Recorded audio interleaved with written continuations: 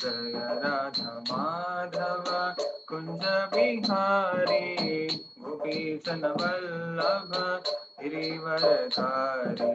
जय राधा माधव कुंज बिहारी गोपीजन वल्लभ गिरिवरधारी। यशोदानंदन व्रज जनरंजना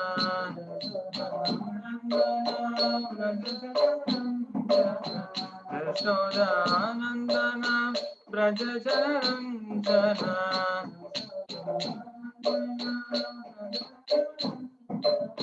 यमुना तीरवन सारी।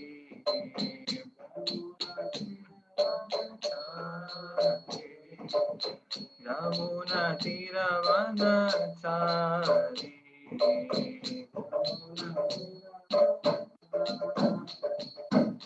जय राधा माधव कुंज बिहारी गोपीजन वल्लभ गिरिवरधारी। जय राधा माधव कुंज बिहारी गोपीजन वल्लभ गिरिवरधारी।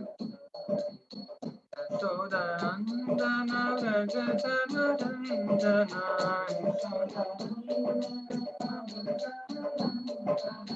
यमुना तीरवन सारी।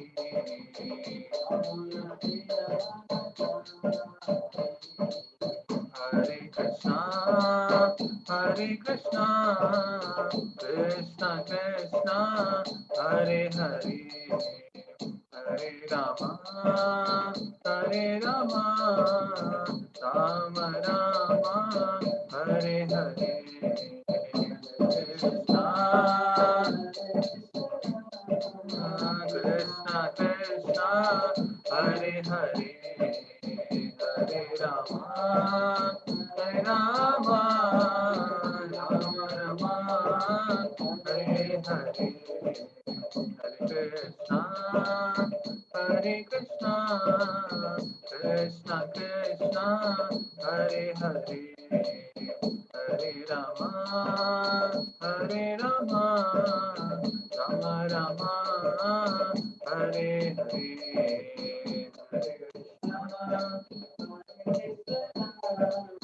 कृष्णा कृष्णा हरे हरे हरे रामा राम हरे हरे। हरे कृष्णा कृष्णा कृष्णा हरे हरे हरे रामा राम हरे हरे।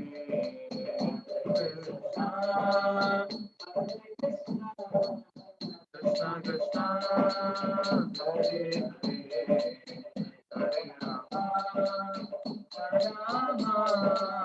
Ram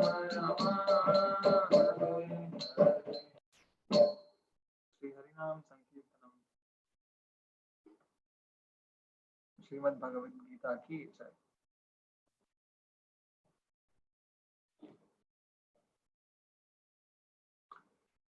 Hare Krishna.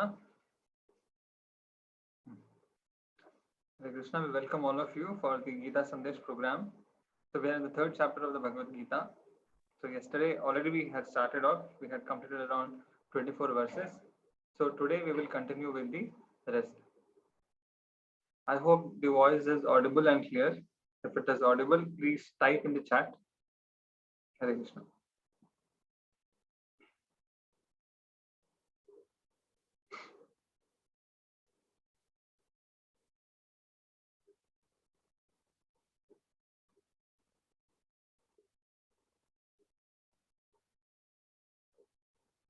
ओम अज्ञानतिमिरन्धस्य ज्ञानाञ्जनशलाकया चक्षुरुन्मिलितं येन तस्मै श्रीगुरवे नमः। नमो ओम विष्णुपादाय कृष्णप्रेष्ठाय भूतले श्रीमते भक्तिवेदान्त स्वामिन्निति नामिने। नमस्ते सारस्वते देवे गौरवाणी प्रचारिणे निर्विशेष शून्यवादी पाश्चात्यदेशतारिणे नामश्रेष्ठम् अनुमपि शचीपुत्रम् अत्र स्वरूपम् रूपं तस्याग्रजम् उरुपुरीं मातुरीं गोष्ठवातीं राधाकुण्डं गिरिवरमहो राधिकामाधवाशां प्राप्तो यस्य पतितकृपया श्रीगुरुं तं नतोऽस्मि कृष्णादन्यमजानत क्षणमपि स्वप्नेऽपि विश्वेश्वरे तस्मिन् भक्तिमहैतुकीं विदधतो हृत्काय वाग्मी सदा श्रीलान् सद्गुणपुञ्जकेलिनिलयान् प्रेमावतारानहं वन्दे भागवतानिमाननुलवम् मूर्ध्ना निपत्यक्षितौ आजानुलम्बितभुजौ कनकावदातौ सङ्कीर्तनैकपितरौ कमलायताक्षौ विश्वम्भरौ द्विजवरौ युगधर्मपालौ वन्दे जगत्प्रियकरौ करुणावतारौ जयतां सुरतौ पङ्गोर्मम मन्दमतेर्गति मत्सर्वस्वपदाम्बोजौ राधामदनमोहनौ नीलाचलनिवासाय नित्याय परमात्मने बलभद्र सुभद्राभ्यां जगन्नाथाय ते नमः। Hare Krishna. So we started off with the third chapter. The third chapter is called as Karma Yoga. Right? So Krishna is talking about Karma Yoga in this verse, in this chapter.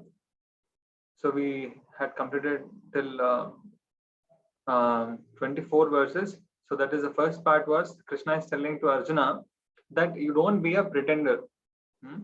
Pretender is one who is trying to behave as if he's very advanced, but he's actually not advanced.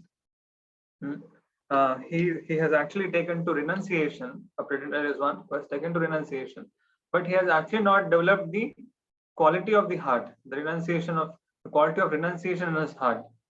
He has still very much attached to the sense gratification, and his mind is actually meditating on the sense objects, even though he has actually taken a renunciation. So Krishna is saying, don't be such a kind of pretender. Then Krishna starts explaining about the Karma Yoga, how a person should perform the Karma Yoga, right? And then Krishna tells to him that even if you are advanced, try to do your duties, perform this Nishkama Karma Yoga to set an example. So Krishna gives his own personal example. He says that even me, I am the Supreme Lord, the Supreme Master. Even me, when I descend into this world, I don't have anything to get, anything to gain. But still, I set an example, because if I don't set an example, then people will not follow religion. Yeah. So he said this famous verse in this. It says, "Yadyad acharati shrestha tattat evetara jana." That means whatever the great people, the leaders, they follow, whatever they do, the people, the common people, they follow the leaders, right? Yeah. So now we are in between, in the middle of the section where Krishna is telling to Arjuna to set example and fight. Yeah.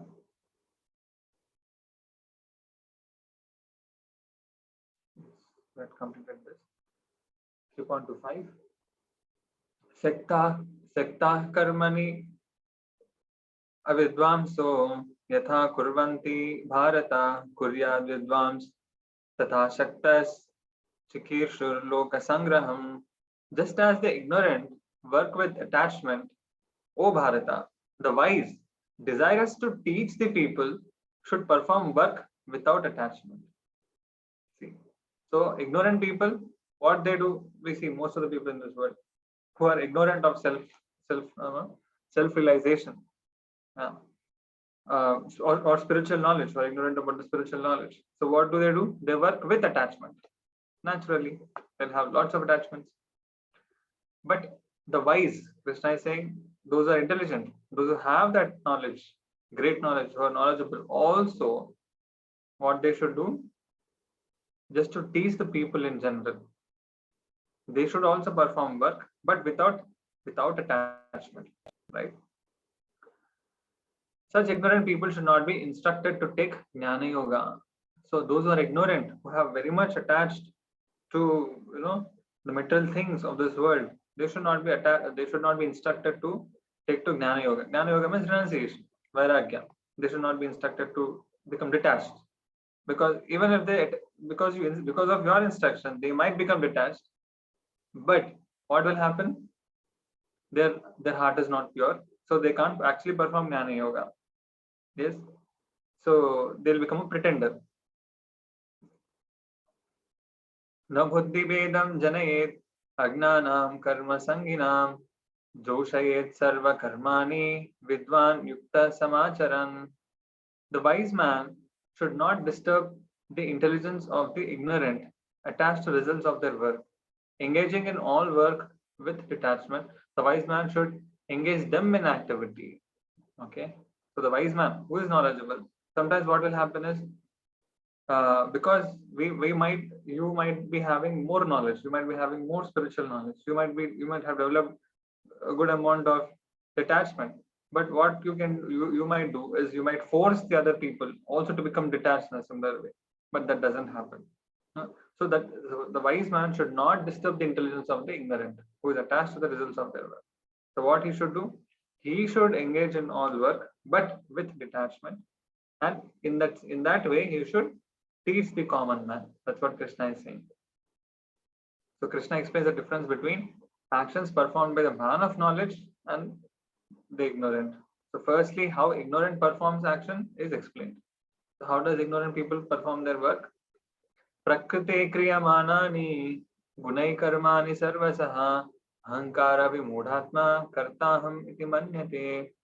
So actually, the person bewildered by pride, ahankara vimudhatma, thinks that he is the doer of the action, kartaham iti manyate.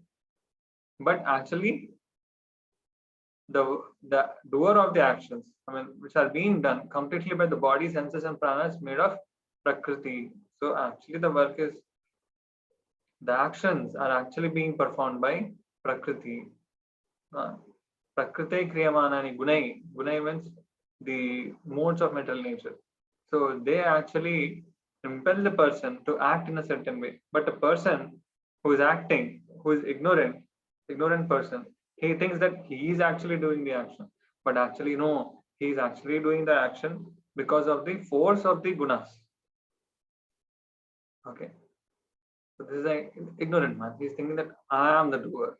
But no, he is actually being impelled, controlled by the material nature. So how the man of knowledge performs action then? Yeah. Tattvittu mahabaho gunakarma vibhagayo guna guneshu vartanta iti matva nasajjate. But the wise person who knows that he is different from the senses and their actions, O mighty armed one, is not attached to the sense objects. Understanding that only the senses are engaged with the sense objects. Okay, so he understands that, suppose a person is eating, he understands that the senses are engaged with the sense objects, but he is able to see that he is different from the sense objects. Yeah. Therefore, he is not attached to the sense objects. So all the dealings which happen in this world between the senses and the sense objects, so he sees that it is only an interaction of the senses and the sense objects, and he sees that he is different from those sense objects. Do not disturb minds of ignorant is being concluded again. So prakriter guna sammuda sajjante guna karmasu tan akritsna vido mandan kritsna vinna vichalayet. Those bewildered by the senses made of prakriti are attached to the actions of the body and senses. One who knows the soul does not disturb those. One who knows the soul does not disturb those foolish persons who do not know Atma. So one who knows the Atma Jnana, the knowledge of the soul, one who is spiritually advanced, he doesn't disturb the foolish people, right? He only tries to educate the other person, but he doesn't tries to. It out of out of our preaching, it shouldn't cause disturbance in the lives of the other people. So therefore, one has to know how to preach according to time, place, and circumstances. So this is very important. So this is actually maturity, to preach according to time, place, and circumstances. That is called as maturity, right? Yeah. But what can happen is sometimes you might have a higher knowledge, but if you're not mature and you can't understand the qualification of the other person, and because of your preaching, it can actually have negative effects in the other person. Because the other person will not accept, and therefore he will feel pushed, and therefore he might actually become opposite. He might become very, very anti to the philosophy. So even the knowers of truth should perform action. But since Arjuna is not on platform of Jnana Yoga, so he was advised to perform his duty. Mai sarvani karmani sanyasyaadhyatma chetasa nirashir nirmamo bhutva yuddhasva vigatajvara, offering all activities to me, fixed in the soul, being without desire for the results, without possessiveness, devoid of suffering, fight. So Krishna is saying so many, conditions. So many ways, clauses. How Arjuna has to fight. Yeah. Offering all activities to me. So you have to offer all activities to Krishna, fixed in the soul, being without desire for results, without possessiveness, devoid of suffering, fight. The advantage of thus performing action is being stated. What is the advantage of behaving like that? Krishna is saying, Ye me matam idam nityam anutishtanti manava shraddhavanto nasu shraddhavanto anasuyanto muchyante api karmabhi. Only those who always follow my teaching with faith and without envy are free from the bondage of actions. So we must have faith in the higher knowledge, because in this world we can't verify everything. Like suppose someone says, have you seen the soul? So because you have not seen the soul, therefore there is no soul. Okay. So suppose if you say like that, then have you seen air? You have not even seen air. But do you believe in air? Yes. So in the same way, many things, we have imperfect senses, limited mind and senses. Therefore, we can't actually perceive everything of this world. So therefore, at every point of life, in our life also, we put faith. Yes. So in the same way, but that faith is actually reasonable faith. Okay. So therefore, we must have faith in the teachings of the Bhagavad Gita. We must have faith in the teachings of Krishna. And if we accept those without envy, anasuyanto, without having any envy for the Lord, then we can become free from the bondage of actions. Okay. So what happens if you don't act like that?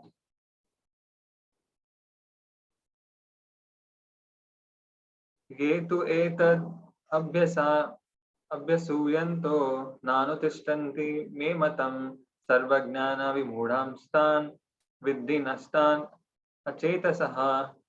But know that those who do not follow the teachings are devoid of knowledge, devoid of proper discrimination. They won't have proper discrimination. They won't know what is right, what is wrong. They'll be covered by the Maya, the illusory nature of this world, the illusory potency of the Lord. So ignorant of this teaching about action, and they are lost. Okay.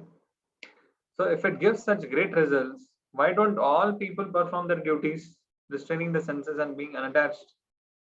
That's the question. Sadrisham chestate swasya Prakrite Jnanavan api Prakritim Yanti Bhutani Nigraha Kim Karishyati. Even the man in knowledge of scripture acts according to his desires. All men act according to their desires. What can instruction or threat of punishment accomplish? Krishna is saying that ultimately everyone follows their desires, right? Yeah. So because everyone has the individuality, we can't uh, we can't take away the individuality of the person. So therefore, even what Krishna does, Krishna doesn't force anyone. Krishna, here in Bhagavad Gita, we see that he doesn't force Arjuna. He actually only gives him good knowledge. Yeah, he only empowers his knowledge. But Arjuna is a good student. So therefore, he actually understood what Krishna is saying and he is implementing immediately. But most of us are not good students. So therefore, it is taking so much of time for us to actually implement the teachings of the Lord in our life. Right? So, yeah. So if man acts according to his nature alone, then injunctions and prohibitions are useless, isn't it? Then what Krishna is saying? Indriyasyendriyasyardhe ragadveshau vyavastitau tayorna vasham agachet tauhi asya paripantinam. Attachment and repulsion are firmly fixed in each of the sense objects. Therefore, one should not come under the control of attachment and repulsion. They are two obstacles. Okay. So excessive attachment or excessive detachment, they are also not good. Okay. Yeah. So one has to come out of the two obstacles. So what is detachment? It is just opposite of attachment. That's it. Right? So attachment means, okay, something is giving me pleasure, therefore I hanker for it. Then what is repulsion? Repulsion is something is not giving me happiness, therefore I reject it. So ultimately, a person is thinking about one's own self happiness, one's own selfish happiness, isn't it? So therefore, Krishna is saying actually both are just flip sides of the same coin, right? Because it's ultimately selfishness. Yeah, ultimately desire to enjoy the sense objects, right? So one has to come out of the attachment and repulsion. Raga, dvesha. Raga means attachment, dvesha means repulsion. One has to come out of this cycle. So sometimes one's prescribed duty is difficult to do. Then can he do another person's prescribed duty? So this is a question which Arjuna is getting in his mind, right? Shreyan swadharmo vigunaha paradharman swa anustitat swadharme nidhanam shreyaha paradharmo bhayavaha. So it is better to perform one's own duties, even if faulty, than doing another duties perfectly. It is better to die being situated in one's own duties. Performing others' duties is a cause of misfortune. Krishna is saying that even if you can do other people's duties properly, if you do your duty, okay.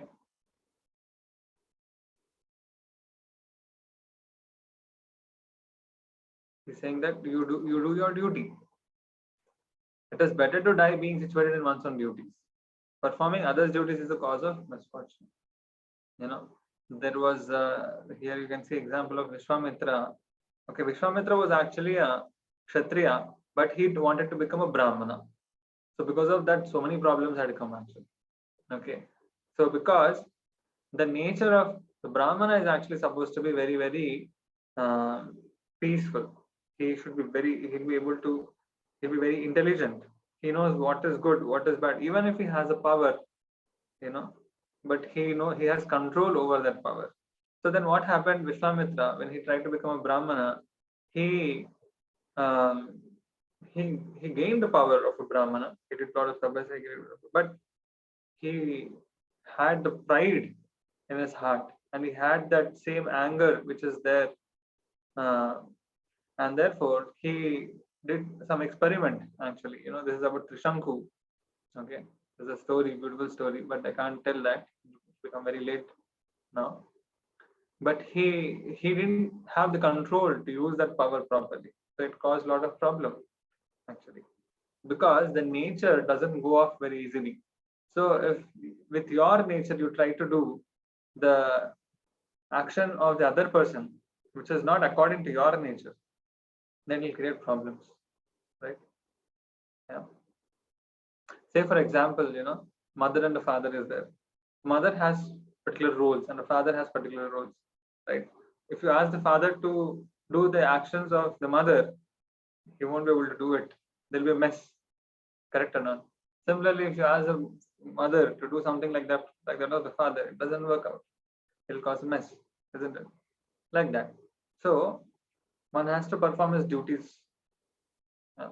Better to perform one's duties only. One should not come under the sway of the senses. Considering this to be an impossibility, Arjuna asks. He says that, oh, this is impossible. How is it? Then he's asking a question. So this ends this section. Set example and fight. Okay. So in the next section, Krishna explains about how to overcome the obstacles in Karma Yoga. Because even in Karma Yoga, there are certain obstacles. Arjuna uvacha atah kena prayuktoyam papam charati purushaha panchan api varshneya baladiva niyojitaha. Arjuna said, by what does a man engage in sin, though unwilling, as if by force? So he's asking, no, we can't always be dutiful, we can't always be right. We do sinful activities.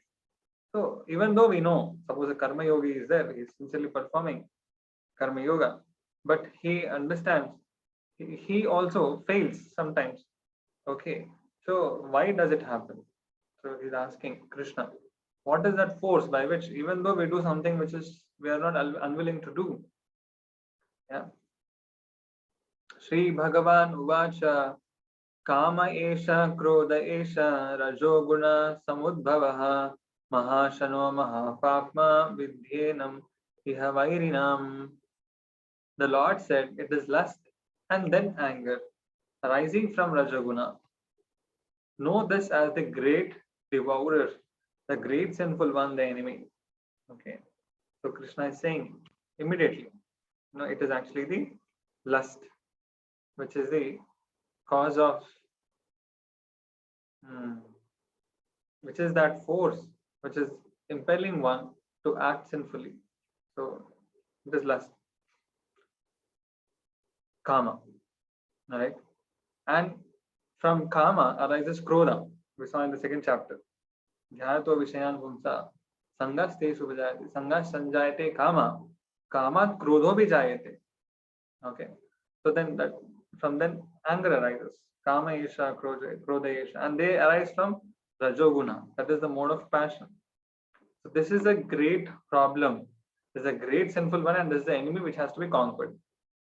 So ultimately, the whole spiritual path, if you see, it is centered around overcoming our lust. That is kama. So kama is actually opposite of prema. Prema is love. Okay. So the pure soul is only filled with love. Okay. So when the soul becomes impure, it is filled with lust. So what is spiritual advancement or spiritual path is that the impure soul, when the soul which has become impure because of various forms of lust and lusty desires, it has to actually become purified, and it has to develop only love for the Lord, love for all living entities. So that is ultimately the path of spiritual life. That is the ultimate path, and that's the ultimate goal actually. So Krishna is actually addressing it right away. So there are three kinds of degrees of lust. Okay, so different people in this world are covered by different amounts of this lust. So example Krishna is giving here. How? He's explaining the 3 levels of lust. धूमेना आव्रियते वह्निर् यथा दर्शो मलेन च यतोल्बेनावृतो गर्भस् तथा तेनेदमावृतम्. As fire is covered by smoke, the mirror by dust, or the embryo by the womb. So knowledge is covered by the lust. So how this lust exists in different ways. One is like fire covered by a smoke.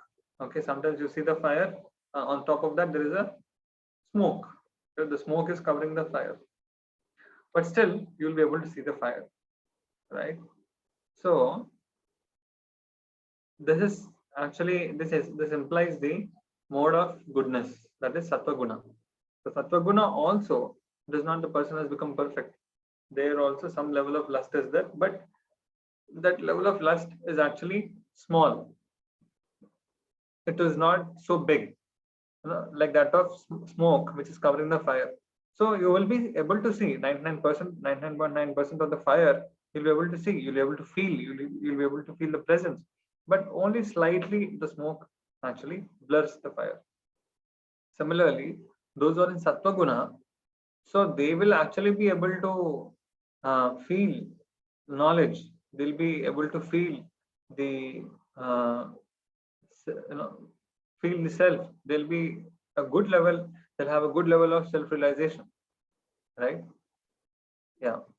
Then the mode of passion. It is like the mirror covered by the dust. So if the mirror is covered by the dust, you will see a very distorted form of your face, isn't it? So you can't see it clearly. Suppose there is a lot of dust, you can't see it clearly at all, is it? So that is given as an example for mode of passion. People in the mode of passion, very very distorted, yeah. And embryo by the womb. Okay, suppose there is a baby growing in the womb, then the womb completely covers the baby. You can't see the baby at all, not even distorted form, and the baby cannot see the world outside. It is completely dark for it. So this is actually compared to ignorance. In this way, mode of passion, mode of goodness, and mode of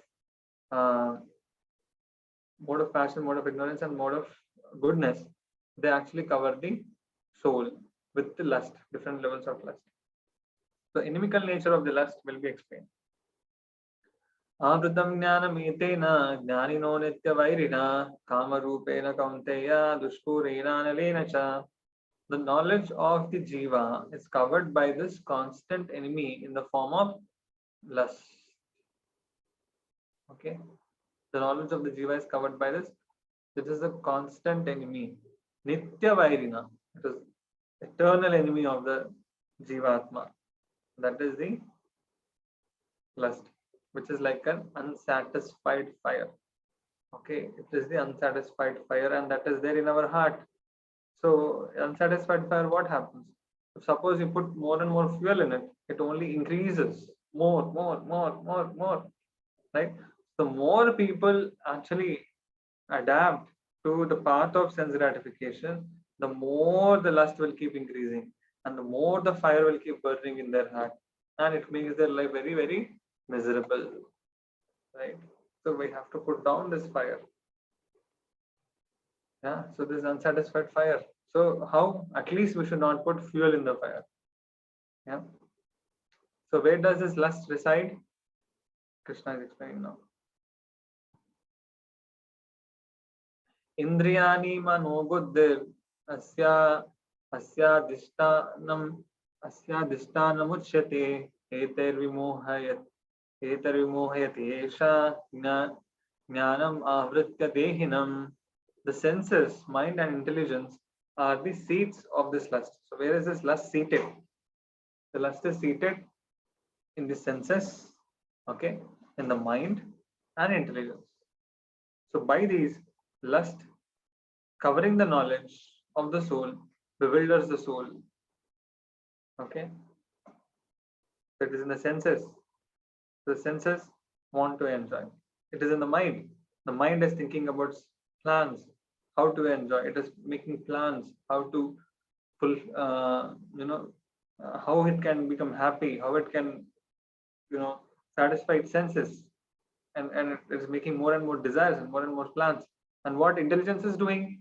Intelligence is also a seating place of lust. So what happens? The intelligence is making plans how to satisfy the desires which are there in the mind through the senses. Okay. So in these three places, lust is there and it is acting. So lust is covering the knowledge of the soul and it bewilders the soul. So how to diminish it? तस्मात्त्वम् इन्द्रियाणि आदौ नियम्य भरतर्षभा पाप्मानं प्रजहिहेनं ज्ञानविज्ञाननाशनम्. Therefore, in the beginning, controlling the senses, O best of the Bharatas, kill this demon, which destroys scriptural knowledge and realization. So, in the beginning itself, so even in the stage of Karma Yoga, which is the starting, so the whole process of the yoga, it can be compared to that of a ladder. Okay. So just like a ladder, you have first step, second step, third step, fourth step, and all.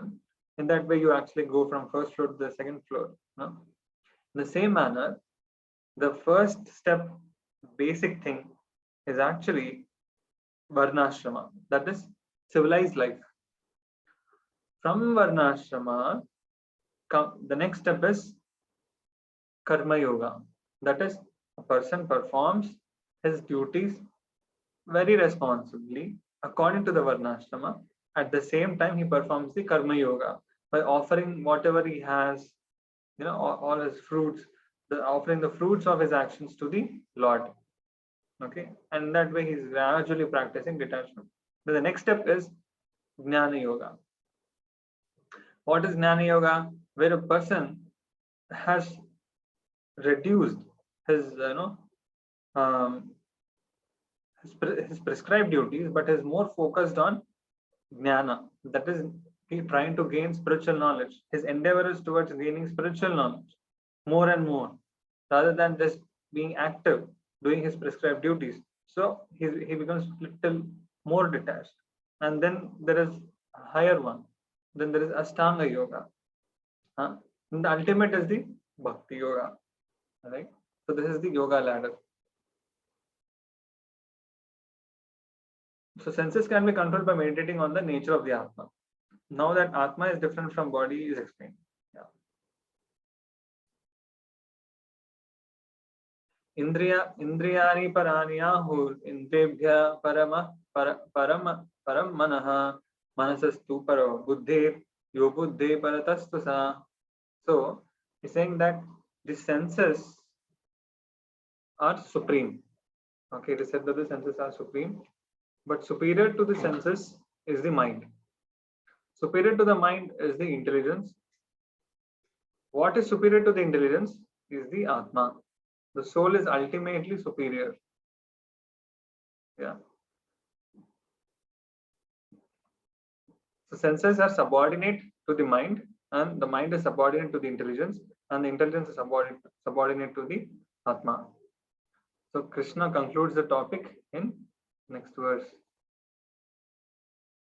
Evam buddhe param buddha samstabhyatmanam atmana jahi shatrum mahabaho kamarupam durasadam.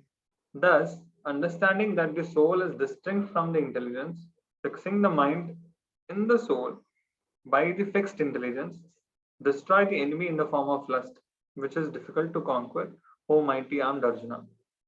So, this whole 3-4 verses, we see that Krishna is explaining how to conquer this lust.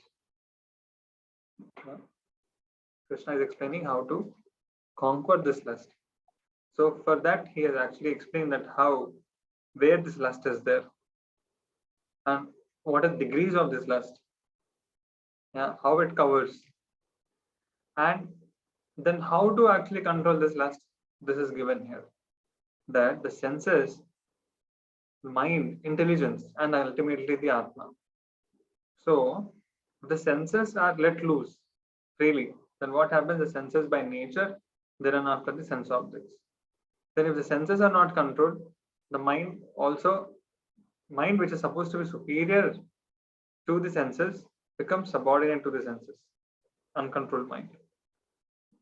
Then uncontrolled intelligence, which is supposed to be superior to mind, will become actually subordinate to the mind because it is uncontrolled.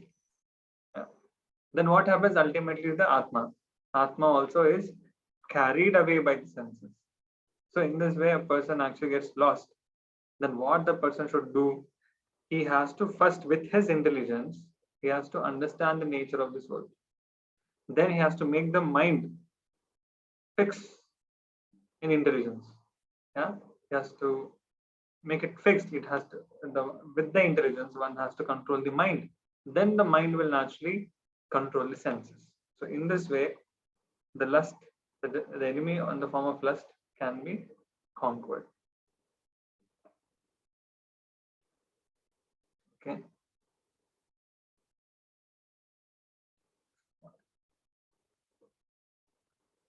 Hare Krishna. Today we ended it a little early because there are only few verses in this chapter. We can open for questions. We can have more question and answers today. Hare Krishna. Who is this? I am Subodh. Subodh sir. Yes sir. Please sir. Prabhuji, this 42nd verses. Indriyani paranya hori din param manah manastu para buddhivyo buddhi parastu sa. Means one line just. It is said that mind is superior to intelligence. Intelligence is superior to mind. Correct? Intelligence is superior to mind. Yeah. What is the difference between intelligence and mind? Here, mind means biologically, mind means your organ.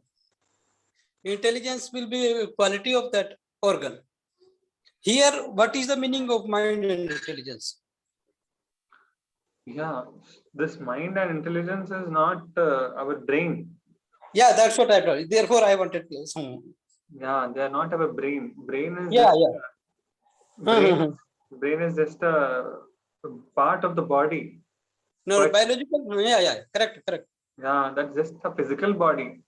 That is Means not the mind. spiritually, what is the difference between this mind and intelligence? Yeah, I want to know. Yes, I will explain, sir. Okay, Yeah. okay. So this body which is there, we can see the skin and everything. This is actually made from the earth, water, fire, air, and ether. This is called as Panchamahabhut, right? You all know that, right? Yeah. So this body is made up of that earth. You know, in our body there is water. In our body there is fire. You know, Agni is there.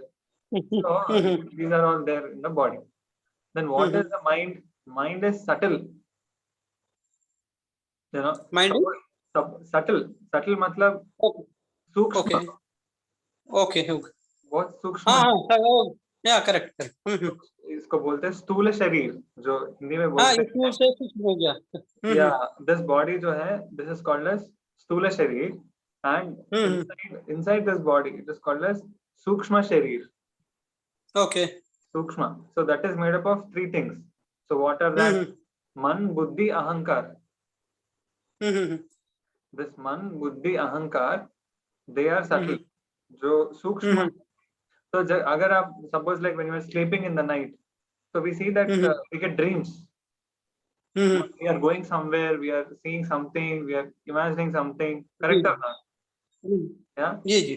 So this is, but the brain is actually not active. It is at rest. The body is not functioning. The body is not functioning because it is asleep. We don't know. Correct. Someone will come and wake up, try to wake us up. We are not waking up because the mind is sleeping. Yeah. So then the brain is sleeping, but what is functioning? The mind is still functioning. Because this is Sukshma Sharir. So this is the mind. The mind, what is mind? Mind mein kya hota hai? It has all desires. All desires or all impressions. I like this, I don't like this. All these things are there in the mind. And buddhi jo hai, uh, intelligence है, intelligence, दिमाग. Mhm. So this intelligence is actually, uh, it will think, it will plan how I should actually satisfy my desires, right? Mhm. Mhm. How to fulfill my desires. So this is all part of Mhm. intelligence, you know. Mhm. And then Mhm. ahankar is there, ego, ahankar, जो है Mhm. that Mhm. ये अहंकार क्या करती है? This, what does it do? It will actually Mhm. make the soul think that it is the body. Mhm. Ah, yeah. This अहंकार, अहंकार मतलब Mhm. false ego जो बोलते हैं इंग्लिश में, false ego. जी जी जी तो जी ये एक्चुअली हमें दुनिया में क्यों है? false ego की वजह से है. अहंकार, हम्म, जी अहंकार. जी जी I'm thinking hmm, that I'm thinking this, I'm this body. Actually, I'm not this body, ji but false, false. I'm hmm, that I'm this body, and everything that is related to this hmm, body is mine. मेरे body से हम्म, जो भी आ हम्म, रहा है, मेरे, all my friends, family, everything is related to me. Therefore, it is mine. This house is hmm, mine, and this car is mine. This mobile is mine. तो ऐसे हम हम्म, सोच रहे हैं. So this is the false ego. This is making us think that we are this body. Hmm, Yeah. Then hmm, only we are able to act like that. If suppose someone will hmm, ask you, who are you? You will say, I'm a man. Or, hmm, who are you? I'm working in such and such company. Correct? Hmm, So ये सब हमारा identity बन गया है. जी जी जी but actually ये हमारा identity नहीं है. हम्म, हमारा आइडेंटिटी क्या है? ये हम्म, शास्त्र में दिया गया कि हम भगवान के दास अनुदास अनुदास हैं. वी आर जस्ट जी एक्चुअली, हम एक भगवान के actually हम एक सेवक हैं. हम जी जी उनके बहुत प्यारे सेवक हैं. वी आर जी सर्वेंट, और we are lovers of God actually. जी जी we are part and parcel of God. ये हमारा हम्म, एक्चुअल रूप है, हमारा एक्चुअल आइडेंटिटी है, जी स्वरूप है. हम्म, पर हम हम्म, भूल गए हैं. हम्म, बोल के हम क्या सोच रहे हैं कि एक एक जानवर भी सोच रहा है कि मैं एक कुत्ता हूँ, मैं एक बिल्ली हूँ. वो भी, उसके अंदर भी एक जीवात्मा है, पर उसके अहंकार जी और मन और बुद्धि जो है, उसकी वजह जी से वो ऐसा सोच रहा है कि मैं एक कुत्ता हूँ, ये बिल्ली हूँ, मैं एक सुअर हूँ. ऐसा इट जी इज थिंकिंग लाइक दैट. जी जी the same everyone will think like that. I am a girl, I am a boy, I am a child, I am old. ये सब है हम्म, अहंकार की वजह से है. जी जी और ये मनस्तत्व जो होता है ना, मेंटालिटी, वो है जी माइंड की वजह से होता है. हाँ? हम्म, एक हम्म, जानवर को एक तरह के माइंड होता है, और एक आदमी को एक तरह के माइंड होता है. और आदमियों में भी, इंसान में भी अलग अलग लोगों को अलग अलग माइंड होता है. Everyone has different different kind hmm, of mind, right? Hmm, yeah. So that is the difference actually. Okay धन्यवाद Karma Yoga, a brilliant explanation of how to overcome lust and control your senses by following our duties and performing dharma for pure karma. To follow, chant Hare, chant Maha Mantra, Hare Krishna. Thank you, Jessica. Anybody has any questions? We have time. Hello, sir. Yeah, Akshat. Yes, sir. I have a doubt. Like when Lord Krishna is giving the knowledge to Arjuna, Yes. then what were the other people doing, like the Kauravas and other Pandavas and the army? What were other doing? I'm not sure whether what Krishna was saying was audible to everyone. Okay. The time was going, so they didn't do war or like that, or No, Lord Krishna everyone stopped the stopped. time. Yeah, everyone stopped. They didn't start the war. No one started the war. Krishna. It is actually, the whole Bhagavad Gita was only 45 minutes. Do you know that? Oh, Yeah, it is less than that. If you just recite all the verses of the Bhagavad Gita, it is less than 40 minutes. In fact, now in the many of the verses we say Sanjay Uvacha, Dhritarashtra Uvacha, because actually Sanjay is speaking to Dhritarashtra. So many verses are there like that. But if you exclude those verses, it is actually less than 40 minutes. Yeah. Yeah. So it was a less time, and at that time everyone was seeing what Krishna and Arjuna were talking to each other. So many people, I mean, as far as I could imagine, that many people were very far. Okay. So no one could hear. But Krishna showed the Virat Roop.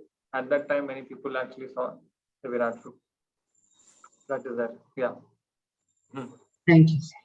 Yeah. Any other questions by anyone? We have time. We can take up. Hello, Prabhu. Hare Krishna. Can you explain 3.34? I did not understand. Can you repeat? 3.34. 3.34. Ah, Okay. 3.34 you could not understand.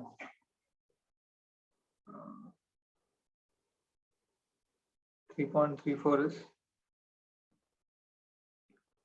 इन्द्रियस्येन्द्रियस्यार्धे रागद्वेषौ व्यवस्थितौ तयोर्न वशम् आगच्छेत् तौ हि अस्य परिपन्थिनौ.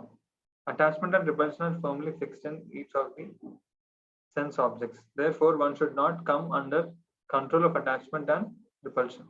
One second.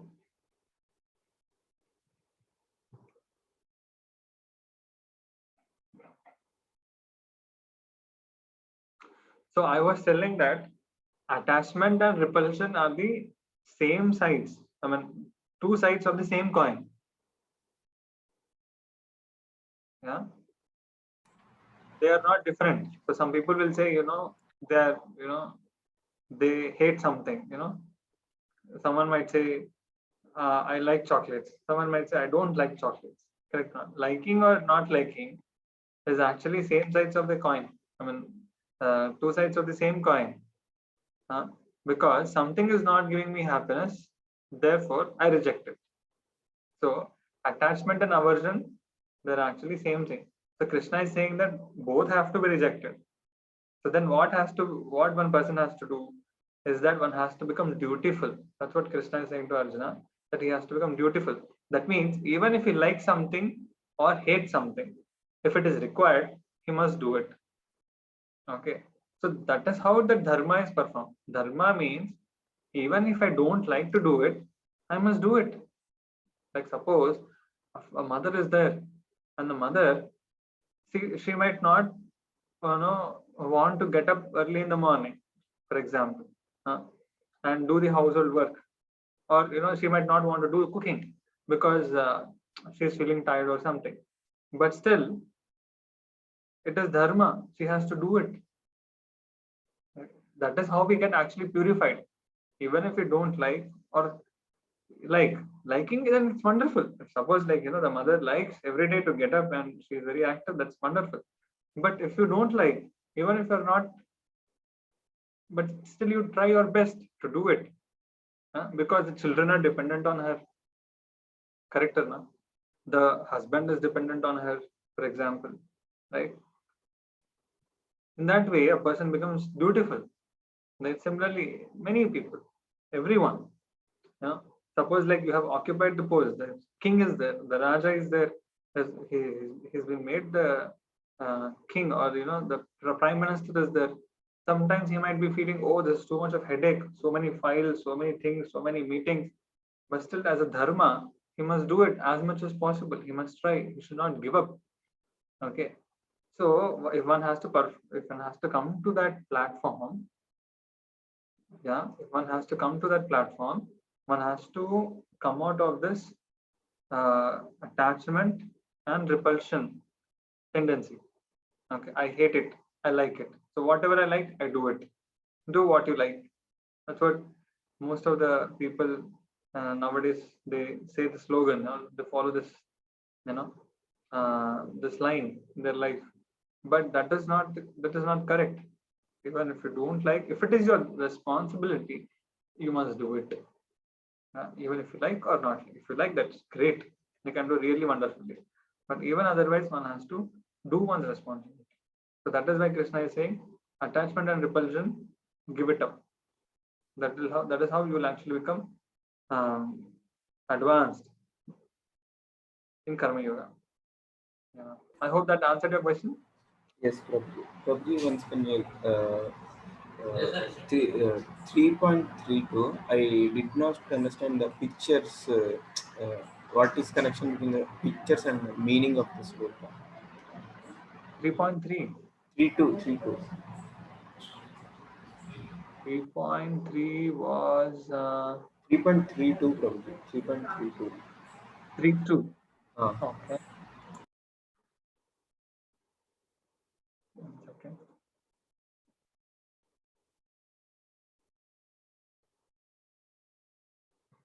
Three point two was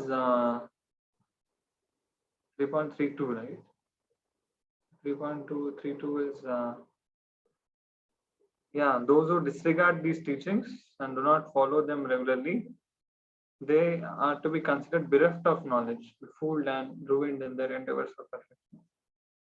So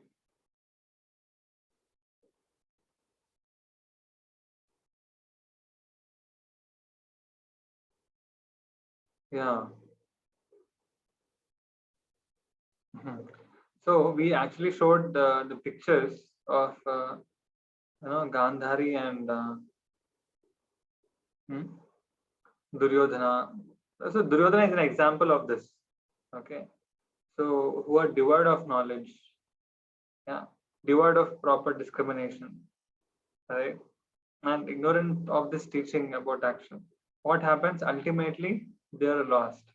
Okay. Duryodhana, so many plans he had made, so many imaginations he had had, so much confidence he had had, so much planning he has done to win the war, but ultimately he was lost because he was devoid of this knowledge. He didn't have proper discrimination, right? So this teaching is very, very important. That's what Krishna is saying, that ultimately, if you don't have this knowledge, you are lost. Lost in this world. So, give Why example. why So another- Gandhari Mata? Why Gandhari Mata? I'll show you the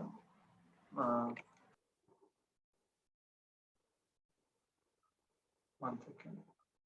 3.32, right?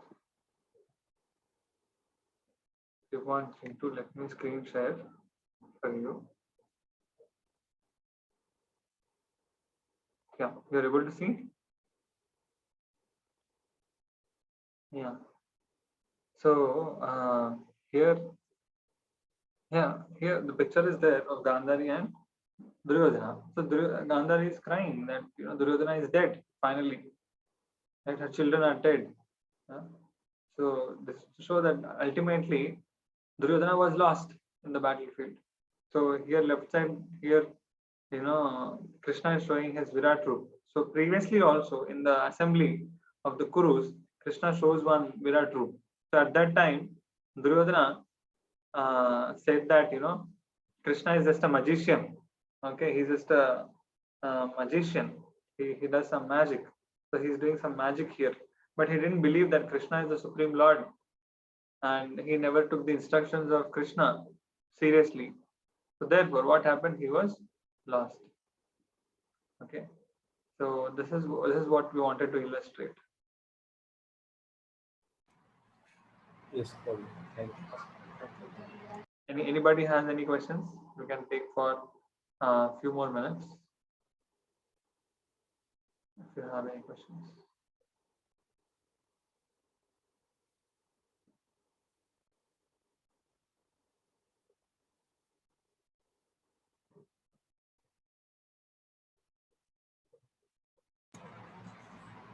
Hello, Prabhuji. Yeah, Datta Prabhu. Yeah, you had any question? I mean, not from this session, but I have heard that there was one good guy from the Kauravas. Is it true? One? One good guy, I mean, who was in like support of Pandavas or something. Yeah. There was one person. I forgot the name. That was. It comes in the first chapter also. Actually, first chapter of the Bhagavad Gita. It actually comes there.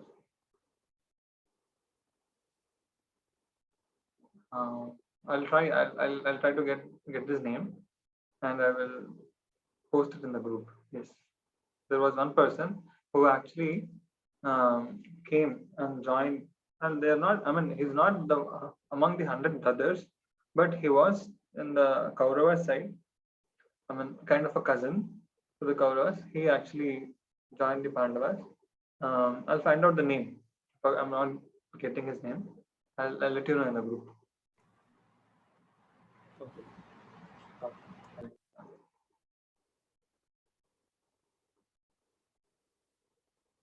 Any other questions anyone has?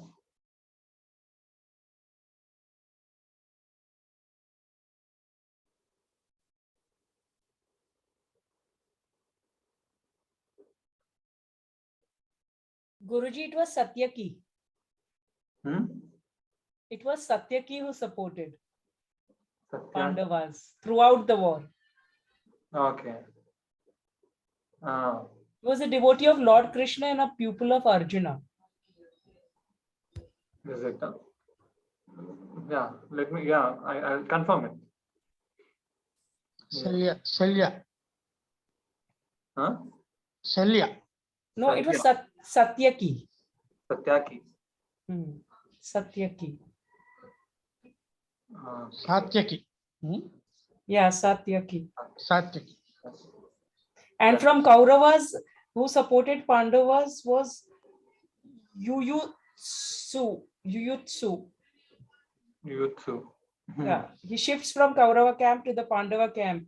Yuyutsu fought the battle on the side of the Pandavas. He was one among the 11 Maharathis capable of fighting 720,000 warriors simultaneously among the son of Dhritarashtra. Yeah, maybe. Yeah, what you said is correct. Yes. Right. Thank you so much. Okay, I think we can close for the day. Thank you so much. We will meet tomorrow. Hare Krishna. Hare Krishna. Thank you so much.